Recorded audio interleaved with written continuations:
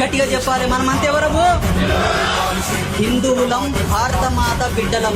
చాలా మంది అంటుంటారు, చూడండి ఇది లౌకిక దేశం, ఇది లౌకిక దేశం, లౌకిక దేశం, ఇది లౌకిక దేశం కాదు కాదు కాదు. ఎవడన్నా అడిగితే చెప్పండి ఇది లౌకిక దేశం కాదు. ఎప్పుడైందిరా ఇది లౌకిక దేశం? ఈ దేశంలో ప్రవహించేటటువంటి 300 నదులు, 300 నదులకు మా పేర్లున్నాయి. ఈ దేశంలో ఏ ఆర్కియలాజికల్ డిపార్ట్మెంట్ వాడని వచ్చి సర్వే చేసుకోమని 5000 సంవత్సరాల ఆయుష్ ఉన్న గుడి ఉంది. అప్పుడు ఎక్కడుందిరా ఈ దేశంలో లౌకికవాదం అని అడగాలి. ఈ దేశం సమగ్ర సర్వే చేసుకో. భౌగోళికంగా ఎన్నో పర్వతాలకు మా పేర్లున్నాయి, ఎన్నో కట్టడాలకు మా పేర్లున్నాయి. ఇక్కడ సహజ సిద్ధంగా ప్రకృతి ధర్మానికి ప్రతిరూపంగా ప్రవేశించేటటువంటి నదులకు, సముద్రాలకు, పర్వతాలకు, అడవులకు అన్నిటికీ మా పేర్లున్నాయి.